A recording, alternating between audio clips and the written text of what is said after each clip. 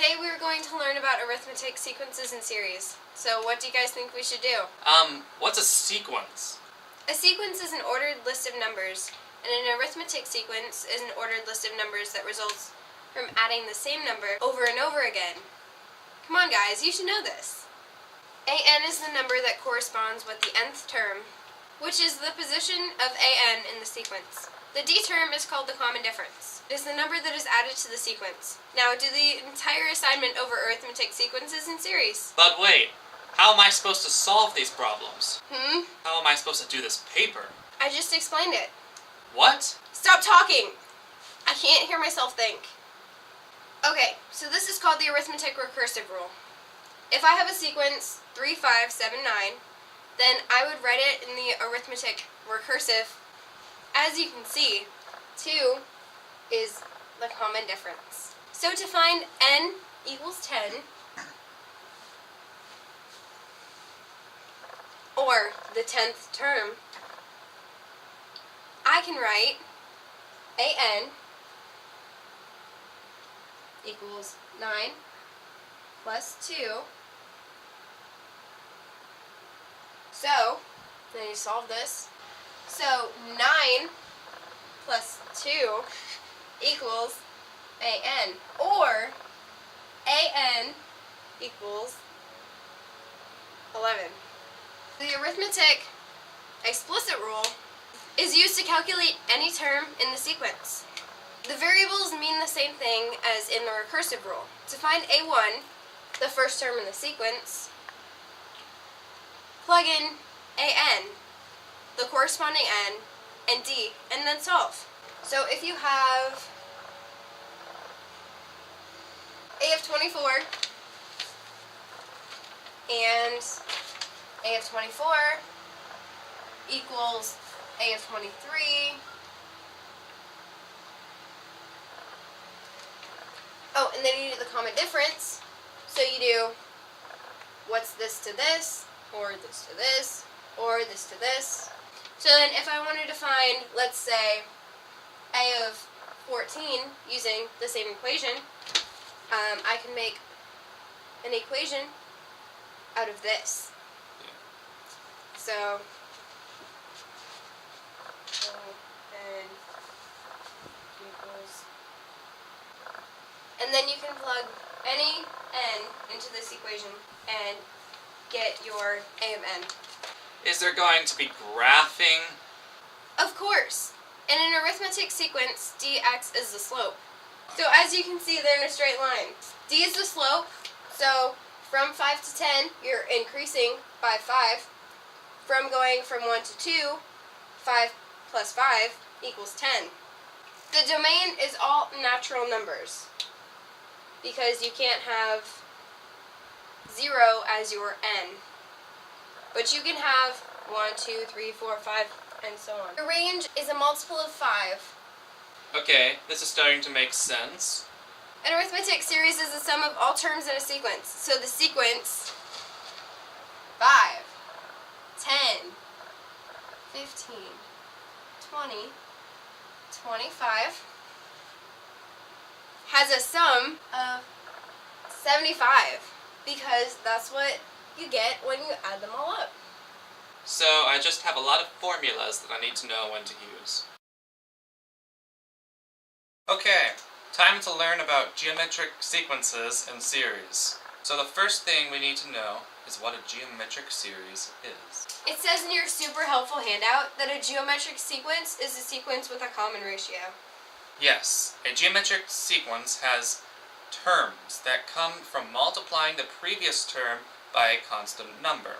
And the constant number is r, right? Yes, so in this example, the common ratio equals 2. So if the common ratio is negative, then you would have negative 2, positive 4, negative 8, and positive 16.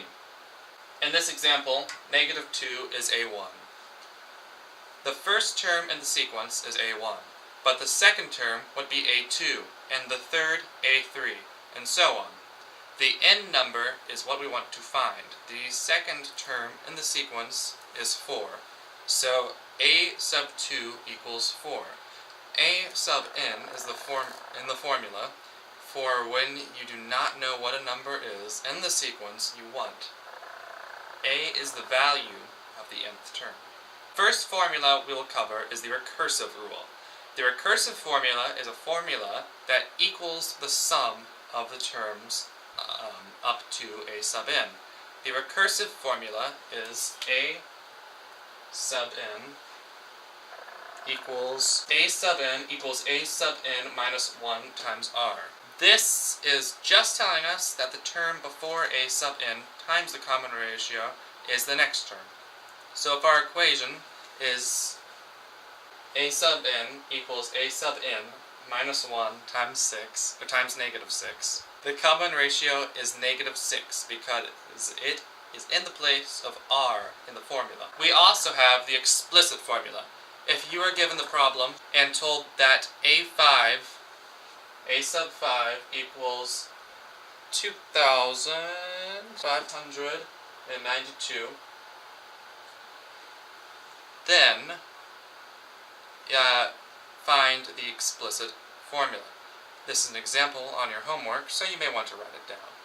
The explicit formula is a sub n equals a sub 1, yes, times r to the negative first,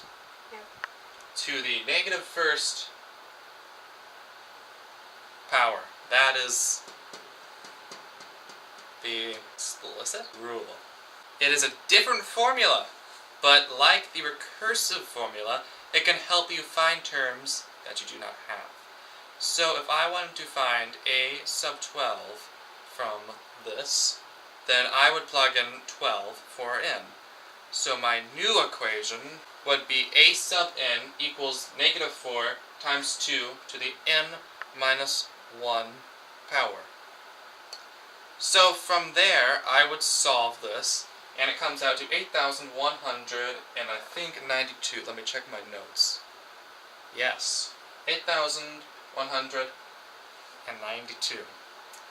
If you were given a sub n, d, and a specific term, then to find this, you'd be looking to find the first term in the sequence. When given the explicit equation, you can tell negative 4 is a sub 1 because it is in the place of a sub 1.